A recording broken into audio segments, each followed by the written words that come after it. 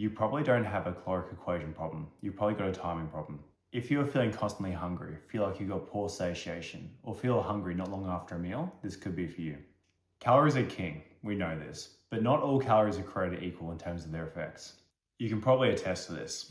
How hungry after a muffin do you feel in an hour? How many of those Allen snakes can you get down? Yes, purple and pink are the best flavors. So instead, what we can actually do here is learn lessons from the other side of the equation.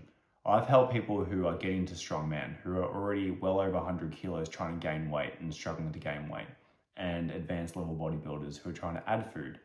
Something we do with them is we actually try and make the foods we have less satiating per calorie. So we might introduce more rice, things you can eat again an hour later, and at times we even decrease protein. And here's gonna be a clue for us. So some of the takeaways for these people trying to gain weight is to decrease protein. What could some of the lessons be for us if we're trying to maintain hunger or trying to lose weight? How can protein be used?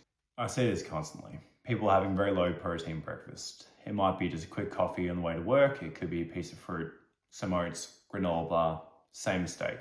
Come morning tea time, the snacking, the looking for things around the office, something of that nature. Suddenly, this becomes a more painful approach. You got to use more willpower. Suddenly you're saying no at these times of the day when you shouldn't just have to have this fight in the first place if we plan protein correctly. So instead, take the pressure off. Evenly or slightly front load earlier in the day to the middle part of the day, or whatever period of the day is that you're most hungry, a bit more protein. For example, if it's afternoon tea, need to bulk up the lunch with a bit more protein. If it's morning tea, a bit more breakfast. This can then lead you to go into these scenarios feeling more satiated, less willpower, better adherence, better results. Next, when assembling meals, I'd make it a priority. When you're assembling what your breakfast, lunch, dinner looks like, I'd first look to what is the protein element of each meal, because that's going to set you up for the hours afterwards. Fill in the taste, protein, carbs, fats afterwards. So instead, make it a priority when assembling your meal plan. This is what I do, and this is something I do for people so I don't have to think about this kind of stuff. But the approach I'll have often with people, if you just want to replicate it for yourself, is assembling protein first in the meal, and then looking at taste, protein, carbs and fats, fiber, etc. to fill in the gaps. Protein should be the first priority. Protein is more satiating.